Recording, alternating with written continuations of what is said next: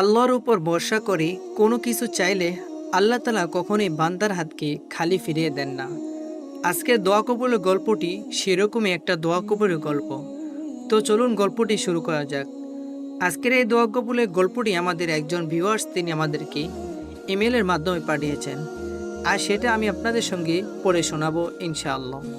আপনিও চাইলে আপনার বাস্তব জীবনে দোয়া কবুলের গল্পটি আমাদের সঙ্গে শেয়ার করতে পারেন, আমাদের চ্যানেলে প্রচার করা হবে। দোয়া কবুলের গল্প পাঠানোর জন্য আমাদের ইমেল আইডি ব্যবহার করবেন। আমাদের ইমেল আইডি ভিডিও ডিসক্রিপশন বক্সে দেওয়া আছে।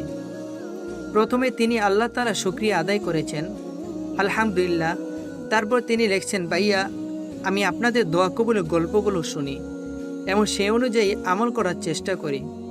আলহামদুলিল্লাহ, মহান আল্লাহ তাআলা আমার অনেক বড় একটা দোয়া কবুল করেছেন। আমরা 3 বোন, কোনো ভাই নাই। আমাদের পরিবারের একমাত্র উপার্জন তিনি হচ্ছে আমাদের আব্বু। আমার আব্বু দুবাই থাকে, আরও 4 বছর আগে দুবাই গিয়েছিল, কিন্তু যাওয়ার পর থেকে আব্বুর কাছে বৈধ কোনো কাগজপত্র ছিল না। এই 4 বছর অনেক কষ্টে লোকে কাজ করেছে। এই সময়গুলোতে বাড়িতে একদিন ফোন না দিলেই আমার অনেক চিন্তা করতাম, না জানি আবার পুলিশ ধরে ফেলেছে কিনা। আমি নামাজ পড়ে দোয়া করতাম আল্লাহ যেন আমার আব্বুর কাগজপত্রের রাস্তাটা সহজ করে দেন। অবশেষে আল্লাহ তাআলা আমাদের উপর রহমত করেছেন। দুবাইয়ের সরকার 2 মাস সময় দিয়েছিল বৈধ কাগজপত্র করার জন্য। তো কাগজপত্র করতেও প্রায় 4 লক্ষ টাকার প্রয়োজন ছিল। আমার আব্বু 1.5 মাস আগে অনেক কষ্ট করে টাকা জোগাড় করেছে। তারপর আর সময় ছিল 16-17 দিনের মতো। একজনের কাছে কাগজপত্র করার জন্য টাকা দেয়, কিন্তু সে অনেক আস্তে কাজ করছিল। এদিকে সময় আর বেশি দিন নাই, সময় শেষ হয়ে গেলে আর কাজ হবে না। যেদিন মাত্র একদিন সময় ছিল, এমনটা অবস্থায় আমি শুধু আল্লাহর উপর ভরসা করে নামাজে বসে গিয়েছিলাম। সালাতুল হাজতের নামাজ পড়ে আসরের আজান দেওয়া পর্যন্ত অনবরত দুরূদ শরীফ ও ইস্তিগফার পাঠ করছিলাম। তারপর আসরের নামাজ পড়ে আবার মাগরিব পর্যন্ত অনবরত দুরূদ শরীফ এবং ইস্তিগফার পাঠ করছিলাম। আসর থেকে মাগরিব পর্যন্ত আমি জায়নামাজে ছিলাম এবং মনে মনে দোয়া করেছি।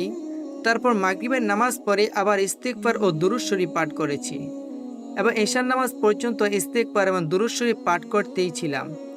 তারপর এশার নামাজ পড়ে শুয়ে পড়েছি।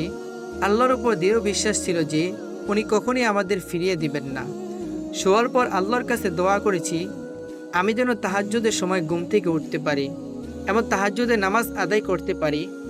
অবশেষে তাহাজ্জুদের সময় উঠেছি এবং তাহাজ্জুদের সালাত আদায় করেছি। তারপর ফজরের নামাজ পড়েছি। এরপর আবার অনবরত ইস্তিগফার পাঠ করেছি।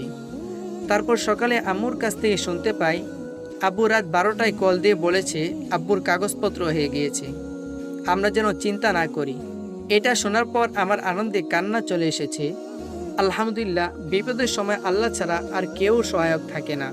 সর্বশেষ একটা কথাই বলতে চাই, দোয়া কবুলের জন্য দুরূদ শরীফ এবং ইস্তিগফারের পাওয়ারফুল আমল আমার জানা নেই, তাই কখনোই হতাশ হবেন না।